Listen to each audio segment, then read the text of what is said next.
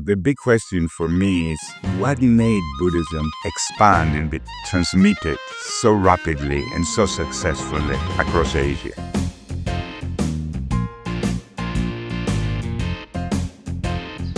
So Georgios, it's very good to see you here in Dunhuang, and we haven't seen each other for a long time, but finally we meet in this very special place.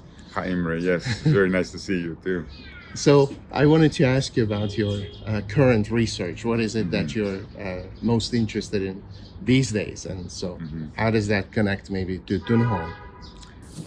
Yeah, so yes, I have various research interests. The thing is that the one that really connects with Dunhuang is looking at the transmission of knowledge, and especially Hellenism, from Gandhara, Hellenistic elements, through the Silk Road to Dunhuang.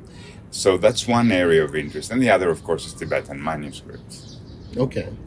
And so this transmission of Hellenistic knowledge and also styles like art style and all these things and motifs, as much as I've talked to you, you always talk about this transmission from Gandhara to, say, let's say China, Western China.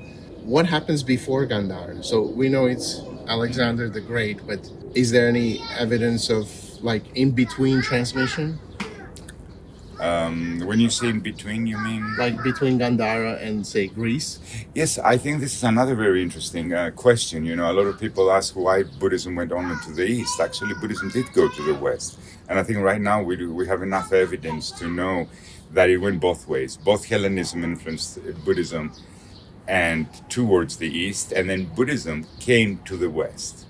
That's a real unexplored area, but the recent discoveries in Berenice, with the Buddhist statues that they discovered, which were locally made, I think that tells us a different story, that it's very possible that we had active Buddhist communities living in Egypt at the time, and that there was some influence even further, but we just don't have enough evidence, and it didn't seem to catch up as well as it did towards the East. And I suppose there are different factors and reasons for that. Okay. And as for the Gandharan style or the Hellenistic part of the Gandharan style coming into China, what are the main aspects of this? I think there are several. I mean, the iconographic motifs, I think everybody knows about those, and I think they're pretty obvious. But perhaps there were some performative aspects of Buddhism, the ritualistic aspects that we know that we can trace back in Gandhara because of the kind of iconography we see there, the more Dionysian elements, if you will, the music, the dance, the song.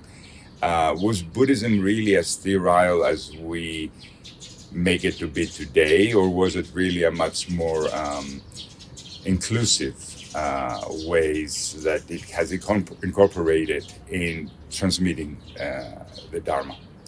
In other words, maybe perhaps there was more flexibility than we like to acknowledge. I think one of the issues is that we always look at Buddhism from how it is today and try to project it back into the past. There's a certain bias which is unavoidable because we're looking at Buddhism, how we understand Buddhism now. And I think, further research perhaps would illuminate some of those aspects. Okay. And so during this visit, have you seen something that kind of struck you as new? Or? Well, not new, but perhaps seeing it through a different lens. I was, reflecting a little bit about the Pure Lands and the prevalence of Pure Land themes in the caves. And, I've been working with Pure Land Buddhism, but mostly from the doctrinal and historical aspect. But what struck me here is that here you have the desert. It's really difficult to live here. It's difficult to get to. And then you go to those caves, and there's this paradise where there's songs and dances. Basically, it looks like a festival, some sort of a big party. And so what kind of social appeal this could have to people at the site, or to pilgrims, or to travelers? So I think those are some questions, that I have to consider, maybe perhaps the performative aspect of Pure Land Buddhism, which is something I haven't really, and I think it's very obvious in the Chinese material, and less so perhaps in the Tibetan, which seems to be more doctrinal and philosophical. So I think maybe that's kind of, Yeah, so when you say the material, You mean written text? No, not so much iconographic material. Iconographic, The depictions of the Pure Lands. Okay. We do have depictions of the Pure Land, Amitabha's Pure Land, for example, in the Tibetan material, in Tibetan iconography, but it's pretty much standardized. I see. You know, you don't have musicians. Yeah. You don't have, you don't have any of that kind of phantasmagoria, if you will, that you find here in the Chinese depictions of the Pure Land. So it's interesting to ask the question: how did the Chinese conceive the Pure Land, or the lay people, not so much the people who have a philosophical inclination and can read the sutras, but actually what kind of impact it had at the ground level. And you also see this in Gandhara? In Gandhara, we do see also, yes, well, there are reliefs and scenes of musicians and the Buddha, and there's Dionysian elements. And so I'm wondering if there is any link now, but that's something to explore further. Okay. But also with Gandhara, we quite often associate with Gandharan art these extremely thin Buddhas, right? The bones sticking out. The ascetic Buddha. The ascetic right. Buddhas, yeah. Yeah, there's that, and that's, of course, very interesting development. So it seems that, well, I mean, what we do know in Gandhara, there are different schools that were active at the time. So perhaps there were also different orientations of Buddhism, different interpretations of Buddhism. Perhaps some schools emphasized more the suffering of the Buddha, and others perhaps wanted to emphasize more the I don't know, the positive aspect of awakening. I don't know. I mean, these are very interesting questions. I think, it will require more research. Okay. So at the Yulin Caves where we were yesterday, you mentioned the motif of Heracles. Yes. Can you say something about that? Well, I think that's one of those themes that seem to be traveling, from the theme of Heracles. Of course, we do find depictions of Alexander the Great wearing the lion skin. And of course, then again, but that's not surprising because Alexander does come from the Heraclides family, which is a descendant of Heracles, or at least that's what its lineage is supposed to be, right? So that is not so surprising to find Alexander somehow depicted with a Heraclean attire. And then, of course, we have the ubiquitous Heracles appearing next to the Buddha. Which has given rise, of course, to a lot of different interpretations. There have been a lot of different art historians that have spoken about this being Vajrapani and how are we going to read it. And I think when I came to Cambridge, that was also an aspect of my talk of how Heracles Vajrapani can be interpreted in very different ways, not just one, just as the protector of the Buddha. And with Heracles, I also wanted to ask you, what about the 12 deeds that are associated with Heracles? Are those anywhere in this part of the world? No, that's a good question, Imran. I'll have to give it some thought because I didn't really think about it. I don't see anything. Something doesn't come to mind right now. There might be some sort of mutation of things, but what about you? I mean, you are also, an expert in Dunhuang and the Silk Road transmission. Have you, from our discussion, did something ring a bell? Did you think of any possible links? Because I think you've been working on this material much longer than me. No, but I haven't seen it. And as I haven't even kind of noticed the iconography before talking to you, all right? And then I started to pay attention, and that had brought back all sorts of memories that I've seen relevant stuff. But I think it would be really interesting to see that, right? So at least how far does that go to the east? Yes. How far does that spread? Yes.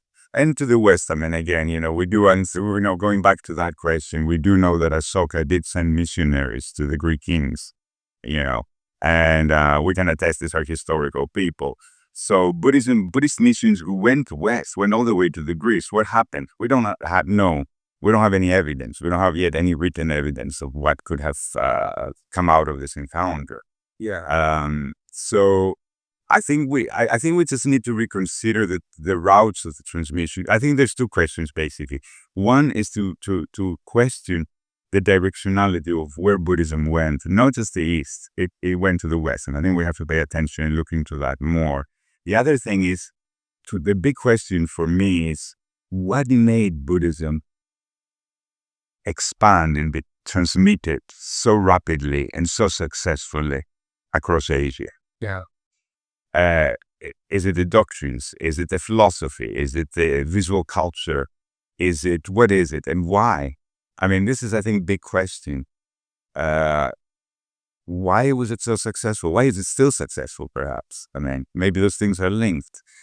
What is it about Buddhism that attracts people, that converts people? Those are big questions. But I think, in some ways we start big and then we can zoom in, or either go from the forest to the tree or from the tree to the forest. I'm not sure how to, but I think we have to keep somehow those in mind, because otherwise we tend to focus perhaps too much in details and not see how those aspects of our research tie to a kind of a bigger discourse. Yeah. Like greater understanding. Well, of course, we can also use comparative material, right? Like the rapid spread of Christianity or something in Europe that's also Right. kind of special and explanation. Yes, exactly. That's another one. Why Christianity was so successful. Yeah. What makes a certain religious system so successful and why others die out? Like Manichaeism, or Nestorian Christianity, or certain schools, or certain, why? Yeah. And so kind of circling back to Dunhuang specifically, Yes. the Tibetan manuscripts and the Tibetan art in Dunhuang, how do those fit into your research? Well, I'm interested in manuscripts generally, and I think it's very important because if we want to understand the kind of Buddhism that was practiced in the imperial and early post-imperial times, Dunhuang is the place where we have to look at some manuscripts, because we don't have any manuscripts from central Tibet. That's right. So, it's very important if we want to understand Tibetan Buddhism. So I think, being, a Tibetologist, in many ways, that's very interesting to me too. There's been a lot of studies on the Tibetan manuscripts, but I think there's more to be done to give us a better idea of the kind of Buddhism that was prevalent at the time. So, yeah, speaking of manuscripts, that's part of it. Then what about the art part? The art, I'm also something I'm discovering now. I haven't been trained as an art historian, but I think the visual cultural element. There's not so much influence, it seems, in Nogao, so much Tibetan influence from what I understand. There's some, which can be traced maybe during the time of the Tibetan occupation of the place, but Yulin has more, the Yulin Caves.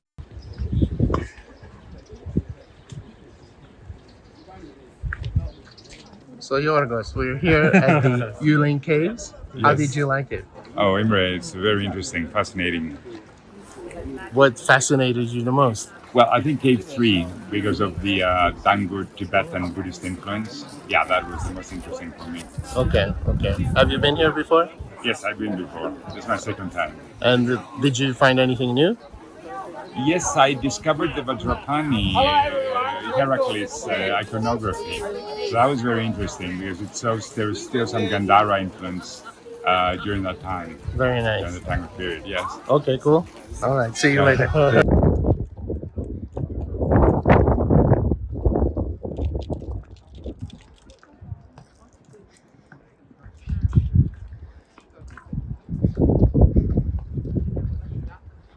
Are there any Chinese manuscripts here in China?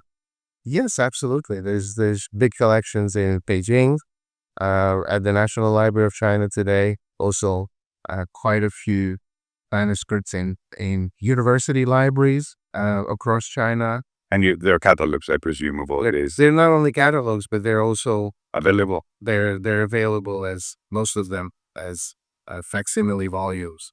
So would you think that there's a lot of more research to be done on the Chinese manuscripts that don't? Oh, absolutely, yeah. Our approach to manuscript changes every few years, I think, or maybe a few decades. So now, if I'm allowed to talk about my own research, I'm approaching manuscripts, for example, from a different perspective than this was done by others before me. It's not that we completely switch the direction or the perspective, but it's like we get new and new perspectives, and all of these different directions or avenues of research continue to be practiced alongside. So it's kind of getting richer, I think.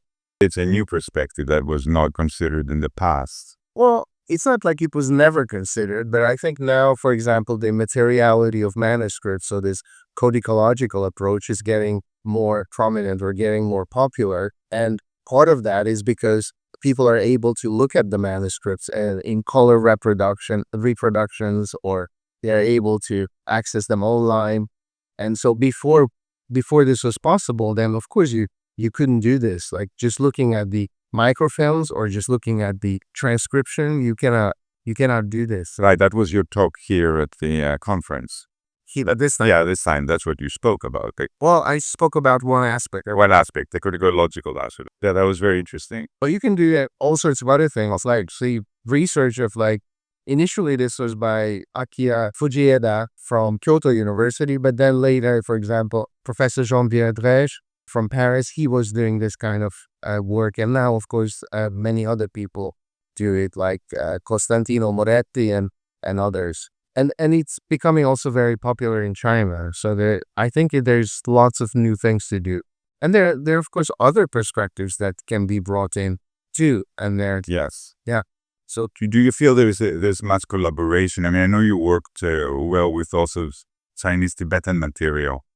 Do you think there's more to be done there? Scholars who are working on Chinese Dunhuang material and scholars who are working on Tibetan manuscripts, Dunhuang manuscripts, to have more collaborations? Could they help each other in understanding? Yeah, I think so, absolutely. And I think there's a lot more to be done in this case. And quite interestingly, there are a few scholars who can work with both material, yes. Right? And I think though research that comes out of that kind of approach is really valuable. So there's this new book by Brandon Dodson and Louis Doning about producing sutras in 9th century Tibet. And there they look at these boring sutras of the limitless life. Yes, right. And it's amazing what they've done. Also, so they bring in all sorts of these new perspectives, the material aspects, and they also look very carefully at the conservation that was done, how it was packed, maybe even after it came to London. So they're looking at the Stein collection, and it's really interesting. And they've also bring in, to some extent, the Chinese material there. So I think that's very good. And you can also have people who are doing, sinologists, or people are trained on Chinese manuscripts, and those people trained on Tibetan manuscripts, if they can come together and do collaborative studies. I think it's not very explored. So because of that, I think there's lots of opportunities. So maybe you have to organize a conference or a workshop. Yeah, we need to organize this. Yeah, absolutely. Yeah. Yeah, that could be a nice new direction. Yeah, in fact, I'm thinking about a conference, not so much Tibetan Chinese, but more as almost like a methodological thing about comparative manuscript studies. That is even better, to bring perspectives from from other disciplines in other fields. These are not just Buddhist manuscripts, right? Exactly. Whatever, Christian, Manichaean, that is very Islamic. Yeah, that would be really something that's needed, because every discipline will have a perspective that perhaps the other discipline never considered, because of our, inherent bias in the training we receive, in the academic discourse, the dominant academic discourse. So this kind of a conversation could be very interesting. So I think so. And I think these different fields, which are often defined by languages, they tend to evolve in different directions. Yeah, right? Exactly. Yeah, they have trends, and these trends are not parallel or not even compatible sometimes with each other. Well, there's this manuscript project, is it at Hamburg in Germany, or they tend to do the kind of similar work? Are you thinking of collaborating with them? Or? Well, I'm already part of them. So you're part of them? Okay, fantastic. All right, sorry, I didn't know. I'm a bit isolated. Okay, so you're thinking with them to be something, or you do good in the independent? Well, this would be probably something in Hangzhou. So you're welcome to. I would look forward to it. Yes. I look forward. Yeah, let me know. Keep me posted. Okay. Well, thank you for your time this time and for talking today. This was very interesting. Thank you, Imre. Thank you for this opportunity. It's just great every time to see you and talk to you. Very inspiring. Thank you. You too.